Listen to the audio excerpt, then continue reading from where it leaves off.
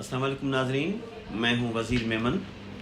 ناظرین، Hulagu Khan series کے حوالے سے آپ نے ہمارے 5 ایپیسوڈ سنے ہوں گے اور امید ہے کہ وہ آپ کو ضرور پسند آئے ہوں گے۔ آج اس سیریز کا ایپیسوڈ 6 آپ کی خدمت میں پیش کر رہے ہیں۔ مورخین لکھتے ہیں کہ جب حسن بن صبا کے قلعوں اور اس کے فدائیوں کا خاتمہ کر دیا گیا اور حسن بن صبا کے جانشین رکن الدین خورشاہ اور اس کے اہل و عیال اور متعلقین سب کو موت کی گھاٹ اتار دیا گیا، تو خواجہ نصیر الدین طوسی جو رکن الدین خورشاہ کے مصاحبت میں داخل تھا، وہ اپنی زبان آوری اور ہوشیاری کے باعث ہلاکو خان کے مصاحبوں میں داخل ہو گیا۔ اسماعیلیوں کے تمام خزائن منگولوں کے ہاتھوں سے تاراج ہوئے اور ان کی سلطنت کا چراغ گل ہوا۔ جب ہلاکو خان حسن بن صبا کے ان قلعوں سے فراغت پا چکا، تب ابن القمی نے پھر بغداد سے قاصد ہلاکو خان کی طرف بھیجے تاکہ وہ بغداد پر حملہ آور ہوئے۔ دیکھیں کہ ابن القمی اپنا کردار یہاں بھی ادا کر رہا ہے۔ دراصل ہلاکو خان بغداد کے اندرونی حالات سے واقف نہیں تھا۔ اس کے ذہن میں یہی بات بیٹھی ہوئی تھی کہ مسلمان کے خلیفہ کی بہت بڑی طاقت اور قوت ہے اور یہ بھڑوں کے ایک چھتے کی مانند ہے۔ اگر اس نے اس میں ہاتھ ڈال دیا تو ہر طرف سے مسلمان امٹ کر اس پر حملہ آور ہو جائیں گے۔ لیکن جب ابن القمی نے اسے یقین دلایا کہ بغداد کے اندر جس قدر لشکر تھے اس نے انہیں نکال کر سرحدوں کی طرف بھیج دیا ہے، تب ہلاکو خان کو کچھ حوصلہ ہوا۔ ابن القمی نے غداری کا جو کردار ادا کیا تھا وہ بھی اس میں سامنے آ رہا ہے۔ مورخین یہ بھی لکھتے ہیں کہ نصیر الدین طوسی نے بھی ہلاکو خان کو بغداد پر حملہ آور ہونے کی ترغیب دی۔ ان ساری وجوہات کی بنا پر نصیر الدین طوسی کو ہلاکو خان نے اپنے پاس بلایا اور اس سے کہا کہ وہ اپنے علم نجوم سے کام لیتے ہوئے یہ بتائے کہ اگر وہ بغداد پر حملہ آور ہوتا ہے تو کامیاب ہوگا۔ نصیر الدین طوسی تو پہلے ہی ہلاکو خان کو بغداد پر حملہ آور ہونے کے لیے ترغیب دے رہا تھا۔ اس نے اس سے کہہ دیا، میرے علم کے مطابق اگر آپ بغداد پر حملہ آور ہوں گے تو کامیابی اور فتح مندی آپ کے قدم چومے گی۔ ہلاکو خان نے نصیر الدین طوسی کی اس پیش گوئی کو تسلیم کر لیا، چنانچہ اس نے بغداد پر حملہ آور ہونے کا فیصلہ کر لیا۔ جس وقت نصیر الدین طوسی ہلاکو خان کو بغداد پر حملہ آور ہونے کی ترغیب دے کر اس کے خیمے سے نکلا اور پڑاؤ میں سے ہوتے ہوئے تھوڑی دور ہی آگے بڑھا ہوگا کہ اچانک ایک منگول اس کے سامنے آ گیا۔ جب منگول نے اس کی راہ روکی تو نصیر الدین طوسی رک گیا۔ اس کے رکنے پر بڑے قہر بھرے انداز، غصے اور غضب میں وہ منگول نصیر الدین طوسی کو مخاطب ہو کر کہنے لگا، تو کیسا بدقسمت اور بدنصیب مسلمان ہے کہ اپنے آباء و اجداد کی محبتوں کا ثمر، چاہتوں کے اثر، ان کے خلوص کے چمن، ان کی محنتوں کے صلے کا سودا کر رہا ہے، وہ بھی ہلاکو خان جیسے بد انسان کے ساتھ۔ تم اپنے آباء و اجداد کی کامیابیوں کو اداس لمحوں کے زرد پتوں، زمانے بھر کی خزاں زدہ قضا کے حوالے کرنے جا رہے ہو۔ تم کیسے بدبخت انسان ہو کہ ہلاکو خان کو بغداد پر حملہ آور ہونے کا مشورہ دے رہے ہو۔ تمہارے ساتھ ابن القمی نمک حرامی کا ثبوت دے رہا ہے، بغداد میں بیٹھ کر ہلاکو خان کے ساتھ ساز باز کر رہا ہے۔ نصیر الدین طوسی، تم صرف اپنی پر آسائش زندگی کو وسعت دینے کے لیے اپنے بزرگوں کی مشقت اور ریاضت، ان کے صبر اور تحمل، ان کی سچائی کے پارچوں میں جھوٹ کا پیوند لگا رہا ہے۔ اپنے لوگوں کو، مسلمان کو جلتی دھوپ کے لمبے سفر پر دوچار کرنا چاہتے ہو، اس لیے تباہی اور بربادی کے در کھولنا چاہتے ہو اور ان کا رخ زوال کے پرندوں کی طرف کرنا چاہتے ہو۔ تم کیسے بدبخت انسان ہو کہ ہلاکو کے خیمے میں ابن القمی کے کہنے پر بغداد کی قسمت کا سودا کر رہے ہو۔ اب دیکھیں کہ ایک منگول آیا ہے اور اس کو غیرت دلا رہا ہے کہ یار تم اپنی قوم کے ساتھ، اپنے مسلمانوں کے ساتھ یہ زیادتی کر رہے ہو، تمہیں کوئی احساس نہیں ہے۔ یہاں تک کہتے کہتے وہ منگول رک گیا۔ اس لیے کہ ہلاکو خان اپنے کچھ مسلح جوانوں کے ساتھ اپنے خیمے سے نکل کر وہاں آ گیا تھا اور نصیر الدین طوسی کو مخاطب ہو کر کہنے لگا، یہ تمہیں کیا کہہ رہا تھا؟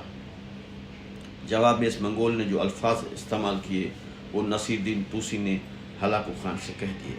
تب ہلاکو خان نفرت بھرے انداز میں اس منگول کی طرف دیکھنے لگا، پھر اسے مخاطب کر کے کہنے لگا، تیری یہ مجال کہ تو نصیر الدین طوسی کے لیے یہ الفاظ استعمال کرے؟ اس منگول کی چھاتی تن گئی اور قہر بھرے انداز میں وہ ہلاکو خان کی طرف دیکھتے ہوئے کہنے لگا، ہلاکو، جو الفاظ میں نے اس بدبخت نصیر الدین طوسی کے لیے استعمال کیے ہیں اس سے بھی سخت الفاظ میں تمہاری موجودگی میں تمہارے خلاف استعمال کرنے کی ہمت اور جرأت رکھتا ہوں۔ سن ہلاکو، تو نفرت کیے جانے والا ایک جہنم، حرص اور ہوس کا کوئی گہوارہ اور فنا کے لشکر کا سردار ہے۔ تو رسوائیوں کا امین ہے۔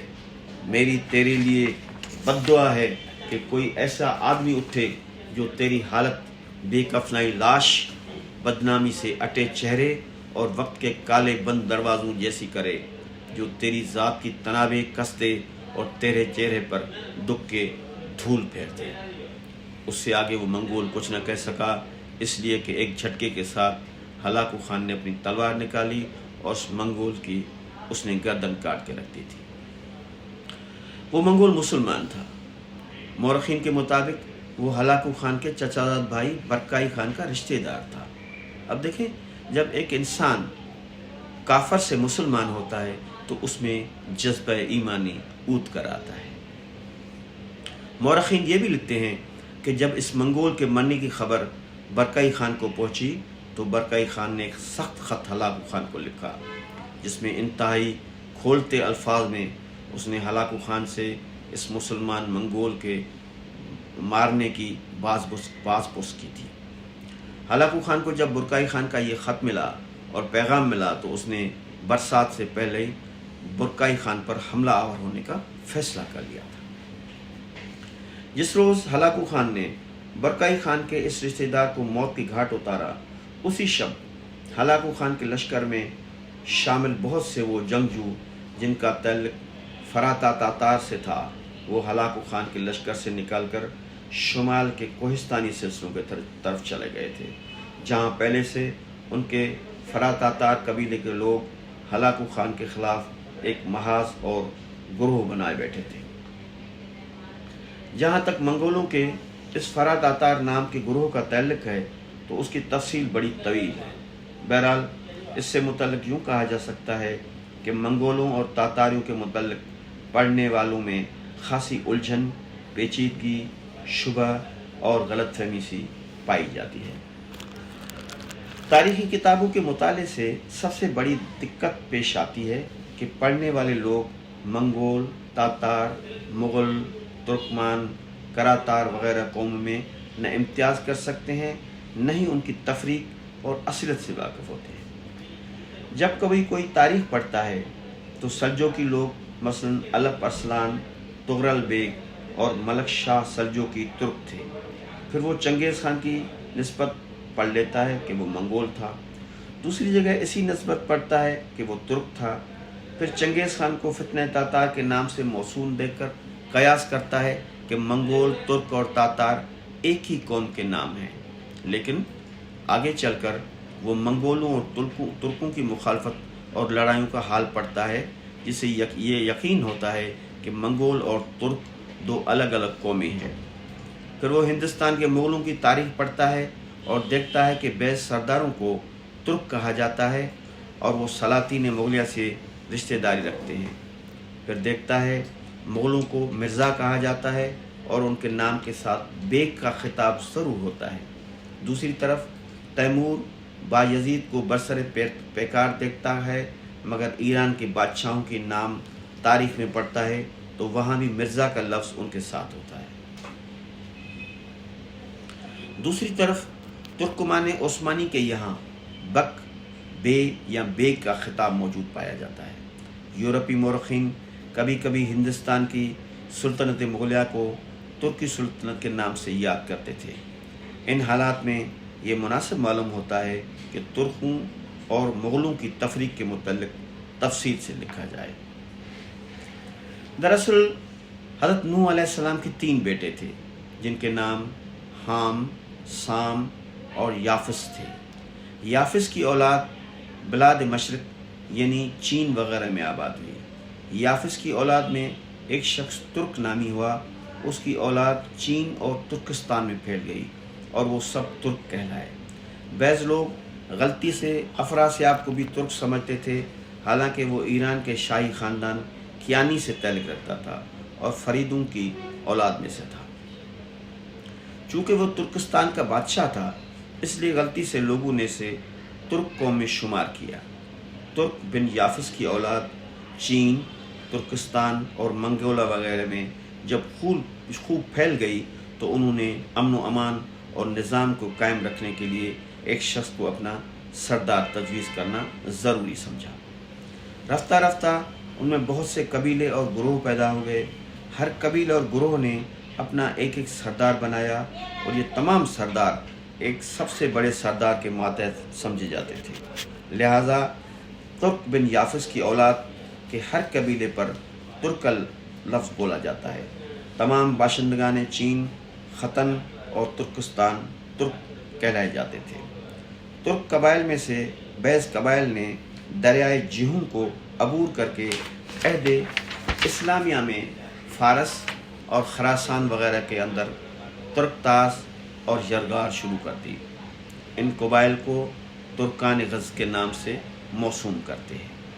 یورپ، افریقہ اور مراکش تک ان ترکان غز کے پہنچنے کے ثبوت ملتے ہیں۔ انہی ترک قبائل میں سے ایک قبیلہ وہ تھا جس کو سلجوقی کہا جاتا ہے۔ غالباً ترک ابن یافس کی اولاد میں ترکوں کے اسی قبیلے نے سب سے پہلے اسلام قبول کیا اور ان میں تغرل، الپ ارسلان، ملک شاہ سلجوقی وغیرہ بڑے بڑے علی جا سلاطین پیدا ہوئے جن کی شہرت اور عظمت نے تمام دنیا کا احاطہ کیا۔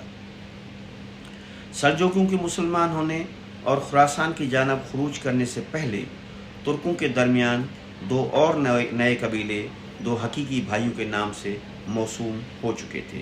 ایک کا نام منگول اور دوسرے کا نام تاتار تھا۔ سلجوقیوں کے مسلمان ہونے، شہرت اور عظمت حاصل کرنے کے وقت یہ دونوں قبیلے گمنام اور بے حقیقت اور کم حیثیت کے مالک تھے۔ رفتہ رفتہ منگول اور تاتار کی اولاد میں ترقی اور نفوذ کی کثرت ہوئی اور دونوں قبیلوں نے الگ ملکوں اور صوبوں میں سکونت اختیار کر لی اور ان میں جدا جدا سرداریاں قائم ہوئیں۔ ترک بن یافس کی اولاد یعنی ترکوں میں سے ایک شخص النجا خان نامی تھا۔ اس کے 2 بیٹے توام متولد ہوئے۔ ایک کا نام منگول اور دوسرے کا نام تاتار رکھا گیا۔ ان دونوں سے منگول اور تاتار قومیں پیدا ہوئیں۔ دیکھیں، ایک شخص سے پوری نسلیں قائم ہو گئی، پوری قومیں آباد ہو گئیں۔ منگول خان کا بیٹا کرا خان اور کرا خان کا بیٹا ارغون خان تھا جو اپنے قبیلے میں سردار سمجھا جاتا تھا۔ اسی ارغون خان کے عہد میں اس قبیلے کے ایک شخص نے گاڑی ایجاد کی جو بار برداری کے لیے بےحد مفید ثابت ہوئی۔ ارغون خان نے اس ایجاد کو بہت پسند کیا اور اس کے موجد کو کان کلی کا خطاب دیا گیا۔ چونکہ ترکی زبان میں گاڑی کو کان کلی کہا جاتا ہے اور اس شخص کی اولاد کا قبیلے کا نام بھی کان کلی سے یاد کیا گیا ہے۔ ارغون خان کے بہت سے بیٹے پیدا ہوئے۔ ایک بیٹے کا نام چنگیز خان تھا۔ چنگیز خان کا بیٹا منگلی خان تھا۔ منگلی خان کا بیٹا ایل خان تھا۔ ایل خان کے بیٹے کا نام قیان تھا۔ قیان خان کی اولاد سے منگول کی قوم قیادت نامزد ہوئی۔ قیان خان کے بعد اس کا بیٹا تیمور تاش باپ کا جانشین ہوا۔ تیمور تاش کا بیٹا منگلی خان اور منگلی خان کا بیٹا یلدوز خان اور یلدوز خان کا بیٹا جونیا تھا۔ جونیا کے ہاں ایک بیٹی پیدا ہوئی جس کا نام آلان کوار رکھا گیا۔ آلان کوار کی شادی اپنے چچا زاد بھائی دوبو بیان نالی سے ہوئی۔ दोबोबियान से आलान क्वार के दो बेटे यलकुदाई और यलजुदाई पैदा हुए। आलान क्वार का शोहर दोबोबियान अपने कबीले का हुक्मरान था। इन दो कमसन बेटियों की कमसनी की हालत में छोड़कर दोबोबियान फौत हो गया। कबीला मंगोल ने अपने सरदार के फौत होने पर उसकी बेवा आलान क्वार को अपने कबीले की सरदारी तफवीज़ की। इससे पता चलता है कि औरत को हुक्मरानी का पहले भी हक था और मुख्तलिफ अदवार में औरतें भी सरदार मौजूद हैं। एक रोज़ आलान क्वार अपने कमरे में तन्हा रात के वक्त सोने के लिए लेटी थी। अभी नींद ना आने पाई थी कि उसने अपने कमरे की खिड़की या रोशनदान में से एक रोशनी दाखिल होते देखी। ये रोशनी कर से आफताब की शक्ल में कमरे में दाखिल होकर फौरन आलान क्वार के मुंह में दाखिल हो गई। आलान क्वार घबरा कर उठी, अपनी माँ और सहेलियों को इस वाक़े से मुतल्ला किया। चंद रोज़ बाद आलान क्वार को महसूस हुआ कि वो माँ बनने वाली है। लोगों को जब उसकी इत्तला हुई तो उन्होंने तैनो तशनी शुरू की। मलका आलान क्वार ने अकाबरीन कौम को जमा किया और कहा, तुम चंद रोज़ रात को मेरे कमरे के पास क़याम करो, तुम पर हकीकत मुनकशिफ हो जाएगी। चुनाचा उन्होंने देखा एक रोशनी आसमान से उतरती और मलका के ख्वाबगाह में दाखिल हो जाती। फिर वो शोला ख्वाबगाह से निकलता और बुलंदी की तरफ चला जाता। इस मुशाहिदे के बाद सबको मलका की सदाकत का यकीन आ गया और किसी ने उसे लान और तशन्नुन न की। अब यहाँ पे ये बात आती है कि हमारे यहाँ जैसे कुरान पाक में है हज़रत ईसा अलैहिस्सलाम का जन्म कि वो बिन बाप के पैदा हुए। अल्लाह ताला के हुक्म से बीबी मरियम साहिबा को जो अल्लाह ताला ने एक बग़ैर जो है हस्बैंड के बग़ैर शोहर के बेटा अता किया। तो ये जो एक कहानी जो लिखी है वो भी एक हकीकत है कि अलकवान को वो भी माँ बन गई बग़ैर बाप के, और उसका तसलसल जो है वो एक आसमानी रोशनी से महसूस किया गया है। चुनाचा उसके नतीजे में आलान क्वार के 3 बेटे पैदा हुए जिनके नाम बोकोन, सालजी और बोस बखर रखे गए। इसी तरह मलका के 2 बेटे पहले थे, 3 ये हो गए। इस तरह उसके 5 बेटे हो गए। चुनाचा बाद में यलदाई और यकजुदाई की औलाद तो कबीला दरलेकन के नाम से मौसूम हुई। बोकोन की औलाद कौम कौफन के नाम से, सालजी की औलाद कौम सालजूद के नाम से मशहूर हुई।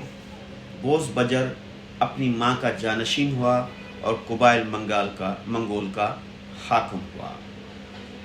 बोस बगर अपने आप को आफताब का बेटा कहा करता था और अबू मुस्लिम खुरासानी के ज़माने में मौजूद था। इसी बोस बखर की औलाद में चंगेज़ खान, तैमूर और मंगोलों के अक्सर मशहूर कबाइल पैदा हुए।